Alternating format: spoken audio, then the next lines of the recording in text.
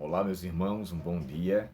Para mim é uma satisfação estar aqui mais uma vez, né? Que a graça e a paz de Deus possa estar com vocês. Eu confesso que eu estava muito ansioso e desejoso de tratar esse assunto com vocês. O assunto esse que fala sobre espinho na carne. Esse é um nome que o próprio Paulo mencionou, ele mesmo deu esse título. E o que nos deve levar em consideração é todo o contexto qual isso foi colocado. Por que Paulo colocou esse nome? A gente sabe que Paulo não era muito bem aceito em seu ministério apostolado. Você sabe que quando Judas suicidou-se, houve ali de fato uma situação para colocar um substituto. E foi colocado dois personagens chamados José Barsabás e o Matias. E a sorte caiu sobre Matias. O que eu estou querendo dizer com isso? Para a pessoa fazer parte do ministério apostolado, ela tinha que ter pelo menos duas prerrogativas, quer dizer, uma só, né? Ela tinha que acompanhar o ministério de Cristo. Ela tinha que ter feito parte da visibilidade do seu batismo, como também de sua ressurreição e ascensão. Então, se essa pessoa não tivesse dentro desse parâmetro, e isso você pode evidenciar no livro de Atos, no capítulo 1 e o verso 20 ao 23, você vai encontrar lá o que Pedro menciona, que a pessoa para exercer o ministério, ela teria que pelo menos ter conhecimento do batismo de Cristo, ter uma experiência com ele pessoalmente e também de sua ressurreição e ascensão. Então, assim, quem não tivesse nesse parâmetro não poderia ser. E Paulo não tinha essa experiência até então perceptível ou visível. E agora, em sua resistência, a resistência dos corintianos, trouxe até então para Paulo uma dificuldade para com que ele fosse aceito. A gente sabe que Paulo passou por dificuldades enormes em relação ao início do seu ministério. A gente lembra da história de que ele consentiu, né, no assassinato de Estevão, e Paulo perseguia os cristãos. Depois ele mesmo chega a descrever isso, que ele fazia esse trabalho como que um trabalho feito ao Senhor. Desde que depois, na estrada para Damasco, ali naquele caminho, Paulo então ele tem um encontro com Cristo. E ali ele agora volta a ser o seu conceito e então agora exerce o ministério do seu apostolado, do seu chamado. Mas antes ele não era bem aceito. E eu aconselharia você ler o livro de 1 Coríntios, no capítulo 10 até o 12. Lê esses três capítulos, 10, 11 e 12. E você vai entender melhor a expressão que Paulo usa também no sentido do espinho na carne. Porque ele disse lá, ele fala sobre sua humildade, ele fala do seu chamado e fala sobre a seriedade do qual o ministério lhe foi colocado em suas mãos para com que ele exercesse. Lamentavelmente, a carta a quem ele endereçou, né, os corintianos não aceitavam. Por essa razão, ele não fez parte da visão do batismo de Cristo, não fez parte da ressurreição, ou seja, ele não viu isso, então como ele poderia ser aceito? E ele tinha a fama, né? A fama de ser o perseguidor dos cristãos. Isso, Paulo lutou contra isso por um bom tempo. Porém, o que eu quero deixar aqui claro é que quando Paulo usa a expressão espinho na carne, ele usa aquele termo como algo que incomoda. Eu não sei como é que você nomina isso em sua terra, no seu lugar. Eu vou até dizer uma palavra, posso até ser que esteja errada, mas a palavra ferpa, né, ou felpa, é como se fosse um espinho que incomodasse, algo que tivesse dentro da mão ou do pé e que incomoda. Eu lembro que quando criança, algo quando entrava no meu pé, eu sofria muito. Havia casos de inflamação e até com que aquilo tirasse incomodava bastante. E é curioso porque o termo que Paulo usa para espinho quer dizer no grego espada ou estaca afiada. É algo que realmente entra e incomoda com frequência. Agora deixa eu falar uma coisa aqui para vocês. Paulo, em seu ministério, ele era uma pessoa extremamente humilde. Essa visão de que aqui é mencionada, ele fala dela depois de 14 anos. Quando Paulo foi chamado na estrada para Damasco, fazia-se 20 anos quando ele escreveu aqui até então. Ou seja, a sua conversão até a sua carta ser escrita, passaram-se 20 anos. Porém, entre o período da conversão de Paulo e essa visão que ele teve, passou-se ali, vamos dizer, 4 anos, né? Perdão, 6 anos. Porque se porventura Paulo tinha, ele fala que foi há 14 anos e o seu chamado foi há 20 anos atrás, então ele passou ali o período de 6 anos de experiência até com que Deus concedesse essa visão. E Paulo só menciona isso 14 anos depois. Olha, Você pode pensar o seguinte: poxa, Paulo tinha toda a prerrogativa para falar que ele era o excelente dos apóstolos, que ele era o melhor dos apóstolos, que ele era aquele que tinha um chamado direto de Deus, que teve uma visão inefável, uma visão que é indescritível. Mas Paulo não coloca isso como uma prerrogativa para o seu ministério. Ele guardou em si e só menciona isso 14 anos depois. Agora, deixa eu abrir aqui um parênteses para falar uma coisa para vocês. Paulo tinha o cuidado com o orgulho, Paulo tinha o cuidado com a soberba, a arrogância, a supremacia, sabe aquela coisa que enche? E ele não queria, e ele usa o termo que Deus o permitiu com que aquilo fosse colocado para com que ele não se ensoberbecesse, ou seja, não se engloriasse, não se gloriasse, não se enchesse de si. E Paulo tinha essa preocupação. Agora, deixa eu falar uma coisa aqui para vocês, especificamente sobre o orgulho. Existe algo que tem que ser muito bem trabalhado em nossa vida e em nosso coração, que se chama orgulho, arrogância, soberba. Como filho de Deus que somos, não devemos nos sentir melhores que os outros, sabe? Entre as coisas que Salomão descreveu que Deus se aborrece e se abomina, olhos altivos está em primeiro. Você encontra isso no livro de Provérbios, no capítulo 6 e o verso 17. Olhos altivos. Antes, o texto fala assim: estas 6 coisas o Senhor aborrece e a 7ª a sua alma abomina. Aí começa: olhos altivos, língua mentirosa, gente que trama a maldade entre os irmãos, que derrama sangue inocente. E aí, eu estou falando aqui, não está na sequência, mas é mais ou menos isso que está lá no capítulo 6 do livro de Provérbios, do verso 16 ao verso 19. Leia depois esse texto com oração. Você vai ver as coisas que Deus aborrece. E lá está também a questão da olhos altivos, ou seja, a pessoa que olha por cima, que se acha, sabe? Paulo tinha preocupação em relação a isso. Lembrando, gente, o mesmo autor de Provérbios, ele escreveu em seu mesmo livro, no capítulo 16, dizendo assim, ó, a soberba precede a ruína e a altivez a queda. Então, assim, se a pessoa se enche demais de si, ela coloca-se num terreno muito perigoso. O orgulho é um sentimento que nasceu no coração de Satanás no céu. Então isso fez com que ele se achasse melhor. Então nós, como filhos e filhas de Deus, temos que ter primeiro humildade. Se eu não tiver humildade, eu não tenho como receber de Deus a sua dádiva, a sua graça, o seu chamado. Primeiro tenho que ser. O livro de Isaías, se me faz memória, ele descreve assim, ó: eu habito nos humildes e abatidos de espírito. Nas bem-aventuranças, Jesus descreve: bem-aventurados humildes de espírito, porque dos tais é o reino de Deus. Então, humildade é uma prerrogativa de todo servo de Deus que anda com ele, porque Deus o coloca nessa situação. E Paulo tinha receio de que com que o seu ministério apostolado enchesse assim até então ele de si, e ele não viesse correr o risco de se orgulhar, de ser uma pessoa que viesse a ter ali uma supremacia humana, o achasse de si mesmo, o enchesse de si mesmo. Agora, deixa eu entrar aqui no assunto que eu quero falar para vocês. Um ponto que deve ser levado em consideração é que Paulo, ele, por mais que tivesse motivo para se gloriar, ele sempre reconhece que tudo que ele tinha era uma dádiva de Deus. E eu quero deixar um outro ponto aqui de consideração. Tudo que temos e somos é o que Deus nos concede. É Ele que nos faz ser assim. Então, que eu não me encha. Sabe, esses livros que estão aqui atrás, inclusive aqui em cima, tudo aquilo é lição de escola sabatina que eu tenho desde 98 até hoje. Eu guardo as lições. Mas esses livros, esses materiais que eu tenho, de nada vai servir se me fazer encher de mim mesmo.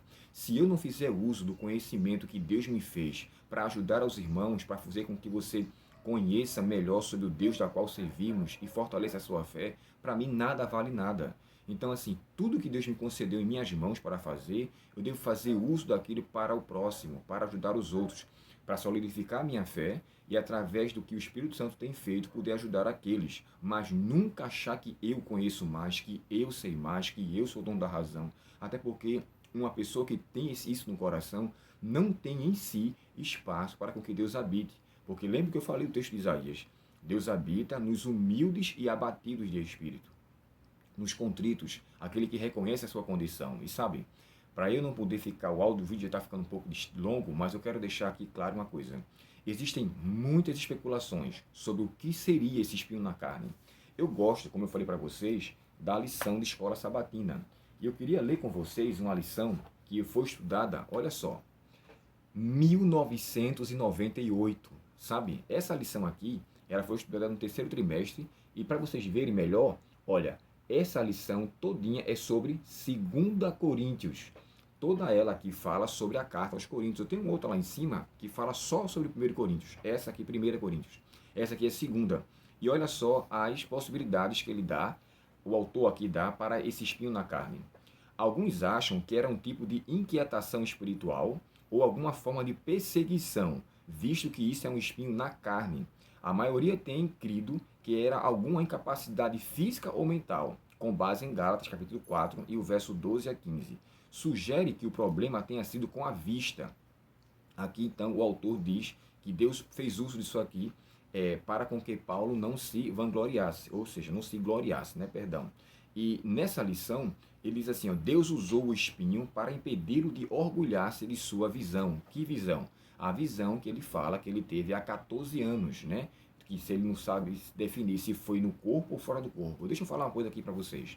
A visão que Paulo descreve, ele fala como que não tinha uma percepção real se ela tivesse sido de fato uma transladação de sentidos, onde só a mente é levada, ou se o corpo foi todo para lá. Né? São duas formas de você entender o arrebatamento de uma visão. Ou Deus leva a pessoa para o ambiente onde ela se encontra, onde Deus quer revelar, ou só sua mente é levada para lá. Então pode ser uma dessas duas coisas. Paulo mesmo descreve que ele não sabe se isso foi de uma forma ou de outra. E uma coisa que é curiosa, Martinho Lutero, inclusive isso está na Bíblia de Estudo King James, descreve que Paulo tinha como o espinho na carne, segundo a definição de Lutero, como se fossem pessoas que perseguiam ele. E o livro de Números, perdão, aqui tem 2 textos que eu separei para vocês. Que um deles seria, porventura, o inimigo, né? Os espinhos seriam inimigos de Deus. Isso está no livro de Números 33 e o verso 55.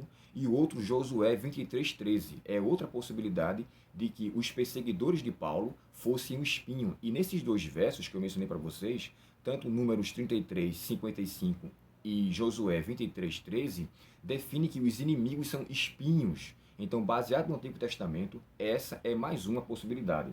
Agora, deixa eu falar para vocês só essa última aqui.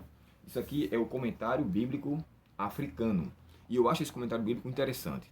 Ele dá aqui uma definição. Ó. O sofrimento físico de Paulo, ou seja, uma enfermidade da qual o apóstolo padecia. Aí ele diz assim, ó, um sofrimento teológico pelo fato de ele não ter conseguido ganhar os judeus para o evangelho. Seria uma segunda possibilidade. E um outro, um sofrimento apostólico na forma da oposição constante em sua autoridade como apóstolo, né? Que como ele estava de fato sofrendo por essa causa, pelo seu ministério não ser aceito. Então esse também poderia ser uma possibilidade do seu espinho na carne.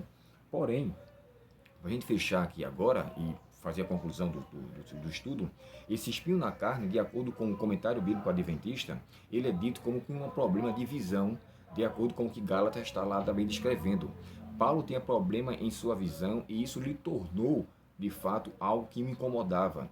E ele, quando ele fala assim, ó, foi-me colocado, essa expressão foi-me colocado, Deus permitiu, não foi Deus que colocou. É tanto que no verso 7 ele chega a dizer, um mensageiro de Satanás. Sim, só abrindo aqui um parêntese, essa expressão mensageiro de Satanás também é uma outra possibilidade, que alguns acreditam, que seria uma permanência contínua do inimigo assediando de fato, ou trabalhando na mente de Paulo constantemente. E esse mensageiro, segundo também essa definição, seria uma possibilidade. Bem, nós vemos aqui que as divergências, as diferenças são muitas, né? E que os exemplos são diversos. Entre esses, eu particularmente fico com o que o comentário bíblico adventista descreve. E eu queria ler com vocês a definição que ele dá. Eu não queria que o vídeo ficasse tão extenso, mas eu preciso dar para vocês essas opiniões e fechar aqui com o que é dito. Olha só, aqui diz assim, o espinho na carne. Os papiros também utilizam a palavra para se referir a um estilhaço, aquele que eu falei para vocês como uma ferpa. A enfermidade era física, não era mental nem espiritual. Era algo evidente que lhe causava considerável constrangimento, bem como desconforto e inconveniência. Era uma aflição que afetava os seus olhos. Isso está no capítulo 4 de Gálatas e o verso 13 ao verso 15. Aqui é o comentário bíblico adventista. E o volume 6. Aqui na página 1017. Pronto. Chegando a essa conclusão, eu particularmente entendo que é provável que tenha sido um espinho na carne que Paulo menciona, uma coisa física. E Deus permitiu, eu queria deixar isso aqui claro, a permissão de Deus, gente, na Bíblia, às vezes, existem expressões que é atribuída a Deus naquilo que ele permite, mas ele não é o autor.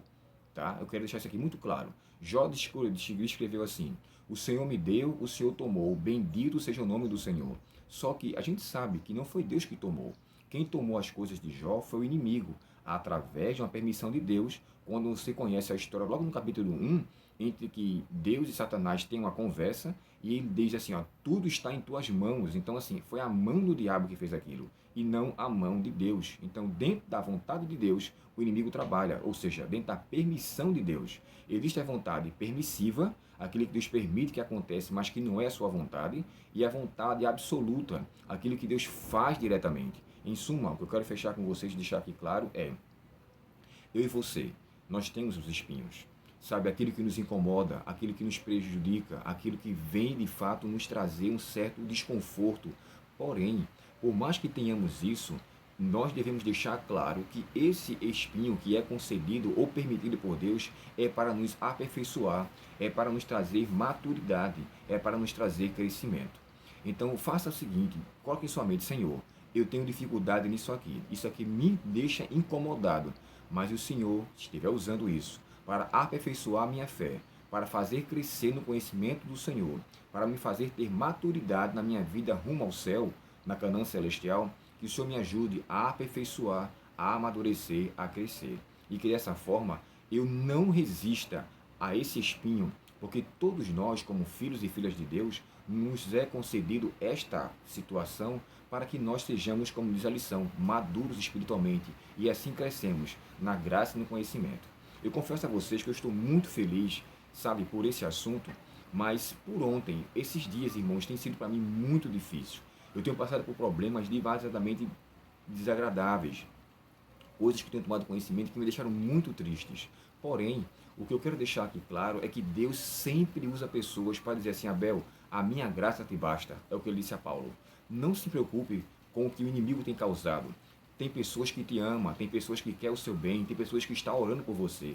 Eu tenho inúmeras pessoas, minha gente, muita gente. Sabe, ontem eu estava no trabalho, inclusive na Fonte, na Santa Clara, e o Renê, um amigo meu, até falei para ele que ia falar sobre o nome dele, ele chegou para mim e falou assim: Abel, eu gostei do vídeo que você falou e não desanime, vá em frente, Deus está com você. Sabe, gente, embora o Renê não seja uma pessoa evangélica, um cristão, mas as palavras dele foram usadas por Deus.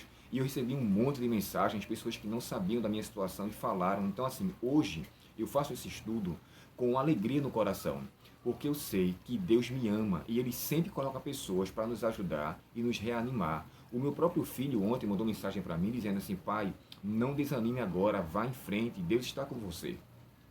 Então, assim, para mim, isso é muito, como é que eu posso dizer? Isso é muito gratificante, porque Deus me faz entender que o caminho é árduo, mas Ele está comigo, sabe, gente? Deus não livrou os amigos de Daniel da fornalha, Ele entrou com eles na fornalha. E Deus sempre vai nos fazer entender que, por mais difícil que sejam as coisas, por mais que coisas venham ao nosso conhecimento, Ele é aquele que está conosco sempre. Lembra da promessa do Salmo 23? Ainda que viemos a passar, Deus estará conosco. Pelo vale da sombra da morte, Ele estará ali. Então, essa é a promessa. Eu não sei qual é o seu espinho, eu não sei qual é a sua dificuldade, mas não esmoreça, Deus está com você, tá bom? E esse Deus que está com você vai lhe fazer entender que os planos que Ele tem para você são maiores do que você tem tramado para você, você tem planejado para você mesmo. Então, que Deus nos abençoe, que Deus nos conceda a sua graça, a sua bondade, e que o conhecimento da palavra nos ajude a sermos cada vez mais humildes, cada vez mais reconhecedores das dádivas de Deus. E assim sendo, nós possamos crescer e crescer para a honra e glória do seu nome. Vamos orar e Deus abençoe o seu dia e abençoe a nossa semana, no final de semana agora, e que Cristo Jesus sempre nos ajude a nos amadurecer para a honra e glória de sua presença. Querido Pai Celestial, obrigado por termos tantos anjos ao nosso redor, anjos humanos que o Senhor nos concede, para que, através do espinho que é colocado pelo inimigo, nós possamos amadurecer a nossa fé e o nosso crescimento em Cristo Jesus.